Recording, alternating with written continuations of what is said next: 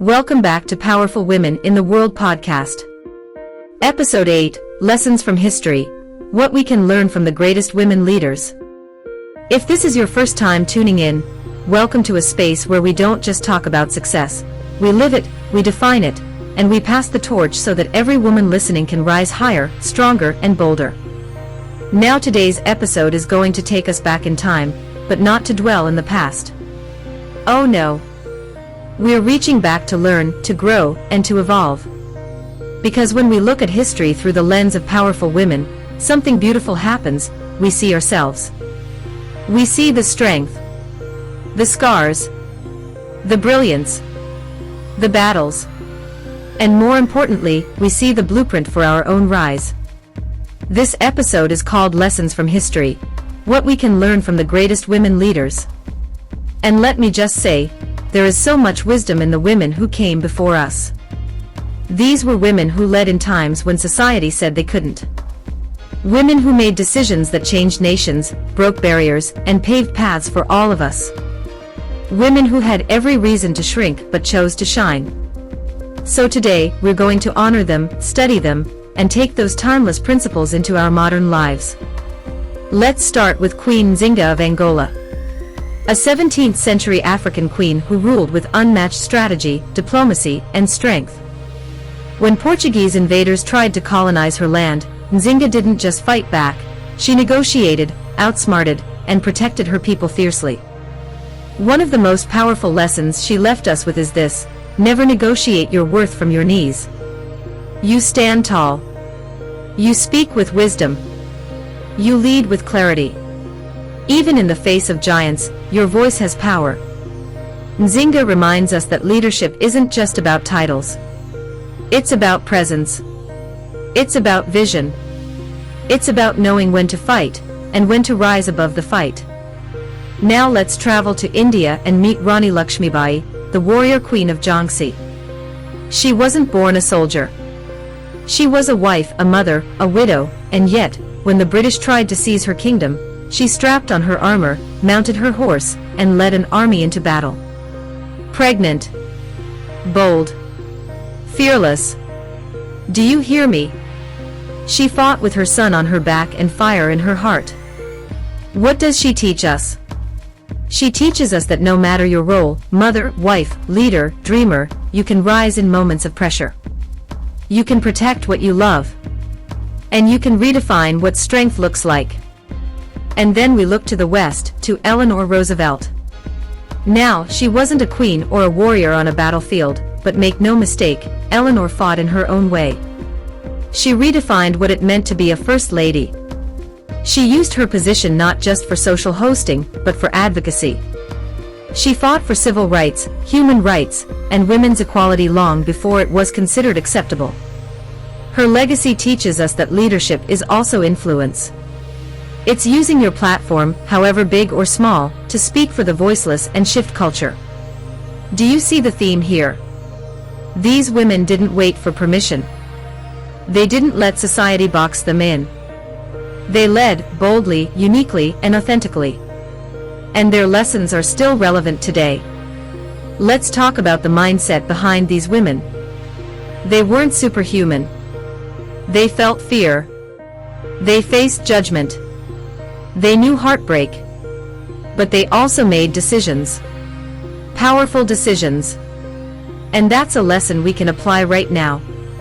Every powerful woman in history started where you are, uncertain, doubted, underestimated. But they made a choice, to show up anyway. To speak when their voices shook. To lead when they were the only ones standing. That's your power too. That's the legacy you're a part of. Now, let's bring it closer to our time and honor women like Wangari Maathai, the first African woman to win the Nobel Peace Prize. She was a biologist, environmentalist, and activist who fought deforestation in Kenya by planting trees. Literally. She turned environmental care into a political act. Imagine that, changing the world, one tree at a time. What does she teach us? That change doesn't always start with a mic in your hand, or a protest in the street. Sometimes it starts with small, consistent, courageous acts that grow into global movements. And then, of course, there's Malala Yousafzai, a girl who was shot for wanting to go to school, and didn't stop speaking even with a bullet in her head. She teaches us that your story, no matter how painful, can become your purpose. That being young, being female, or being different is never a weakness. It's a superpower when you choose to own it. So what do we do with all of this wisdom? We apply it. We live it. We don't just admire these women, we become women like them. In our own way. In our own field. In our own season. And here's how you start. You study the women who came before you, not to copy them, but to understand the spirit behind their success. You stop apologizing for your power. Because every great woman in history faced criticism. They were too loud, too political, too controversial. But they kept moving. So can you. You lead with purpose. Whether you're building a business, raising children, working in your community, or building your personal brand, do it with vision. Do it with legacy in mind. Do it with the future generation watching. And lastly, you remember this, you are history in the making. One day, another woman will look at your life for inspiration. So what story do you want her to find? Because this is your time. This is your moment. To rise. To lead. To honor the past by creating a future that's bold, inclusive, and powerful. And just like the women who led before us, you don't have to be perfect. You just have to be present. You have to care. You have to show up. The world doesn't need another flawless woman, it needs a real one. One who isn't afraid to rewrite the rules. You see, one of the most overlooked truths about powerful women in history is this: they didn't do it alone.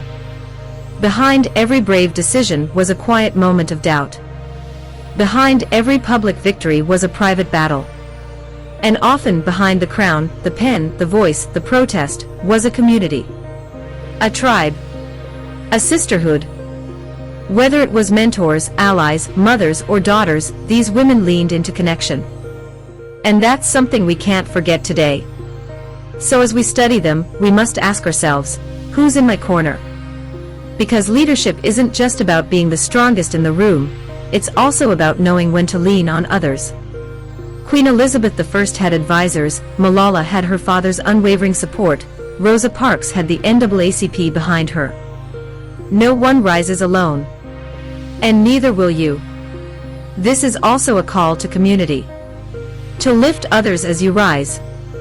History teaches us that true power is not in competition, it's in collaboration.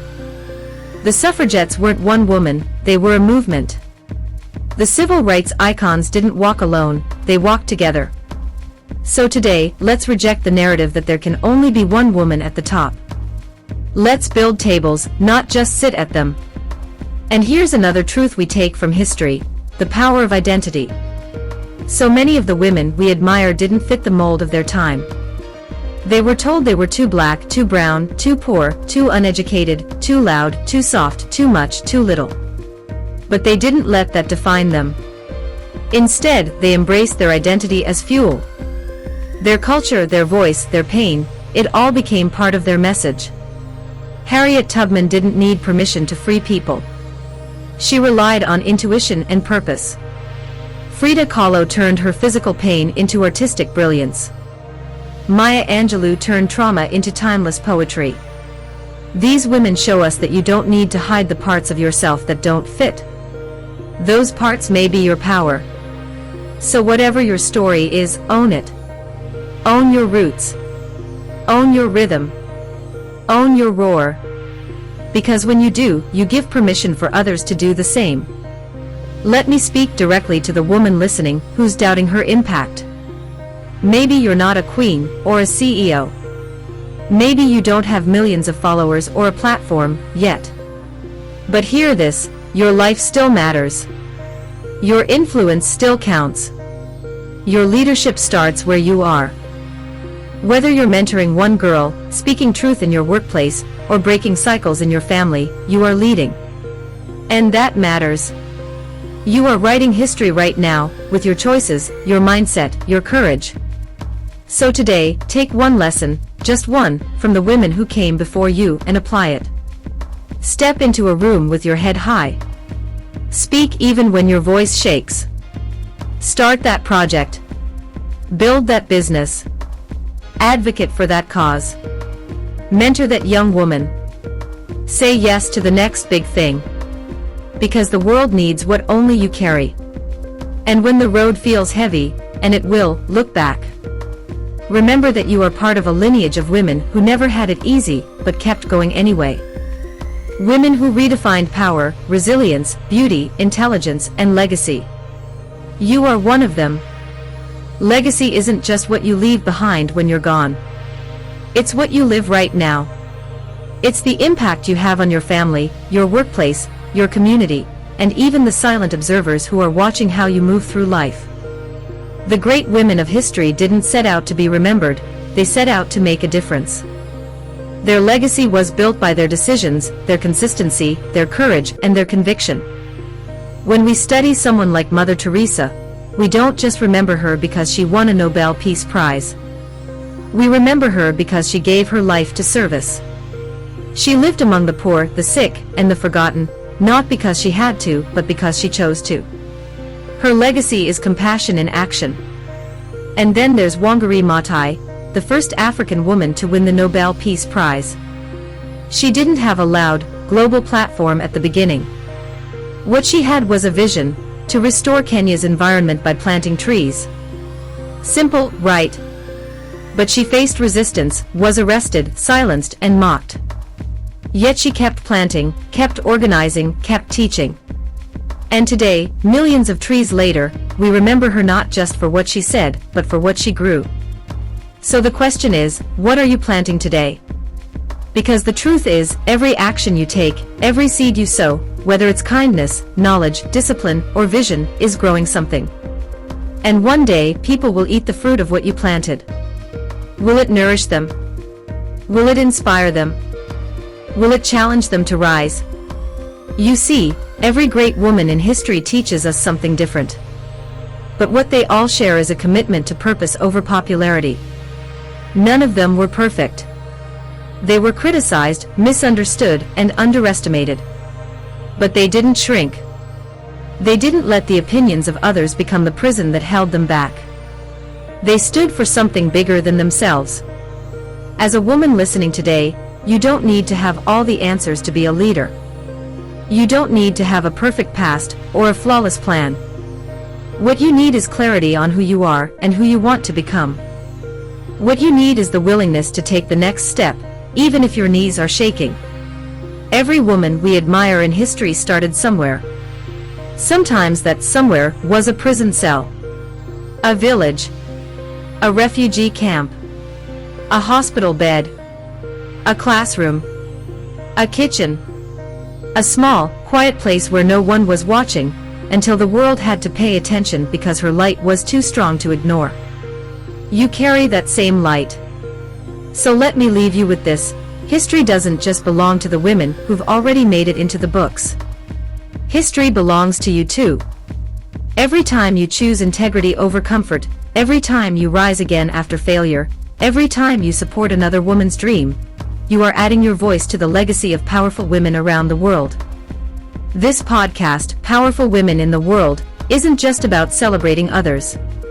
It's about activating you. Your voice. Your vision. Your version of leadership. Whether you want to lead in government, business, education, motherhood, media, science, or social work, you belong in the room. Don't wait to be invited. Walk in. Take up space. Speak. Shake things up. Leave your mark. You were born to lead. You were born to rise. And when you do, you pull the next woman up with you. That's how we honor the women who came before us. That's how we build a future worth fighting for. That's how we make history. We've talked about legacy, purpose, and the quiet courage that drives women leaders to rise, but let's go even deeper. What is it, really, that separates the women we remember from the ones history forgets? It's not just what they did, it's how they thought. Their mindset.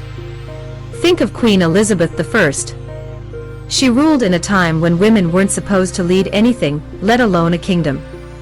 Surrounded by political enemies, betrayed by those closest to her, and constantly pressured to marry to prove her worth, she chose sovereignty over convention. Her reign is remembered as the Golden Age of England, not because she played by the rules, but because she rewrote them. Her legacy reminds us that powerful women don't wait for approval. They decide who they are, and they lead with vision, even when that vision scares people. Or consider Sojourner Truth. Born into slavery, denied education, denied freedom, but she found her voice anyway. She walked miles to speak out against injustice. She spoke truth to power, even when it made people uncomfortable. She didn't have political power or wealth, but she had conviction. And because of that, her words, "Ain't I a woman?" echo through generations. These women had one thing in common: they weren't afraid to be misunderstood. And I want to speak directly to you right now, because maybe you've been holding back. Maybe you've watered yourself down in rooms where you should have stood up. Maybe you've played small so others could feel comfortable. But I want to remind you, the women we admire didn't play small. They embraced the discomfort. They dared to take up space, even when their voices shook. They didn't wait to be ready. They acted with what they had. And you can too. Maybe your story won't make the history books, but it will make a difference. In your family.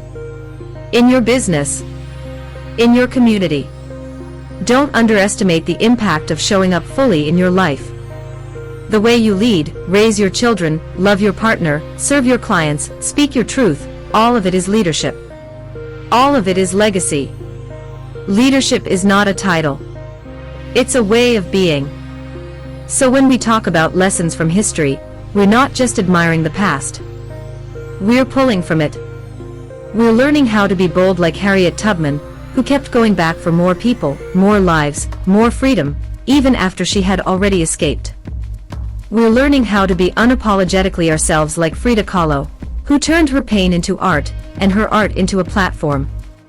We're learning how to be relentless like Golda Meir, Israel's first and only female prime minister, who led her nation during war with the weight of the world on her shoulders.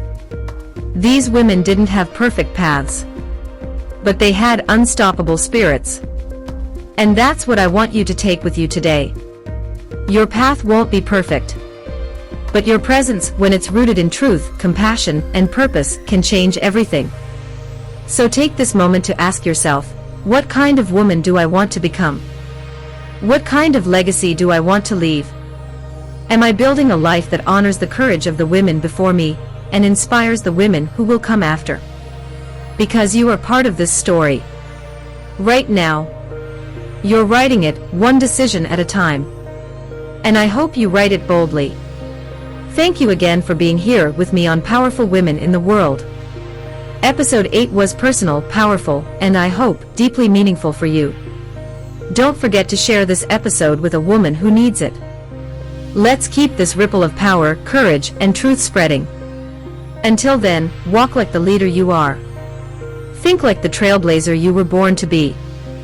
And live like your story matters, because it absolutely does. You are powerful. You are necessary. You are part of history. I'll see you in the next episode.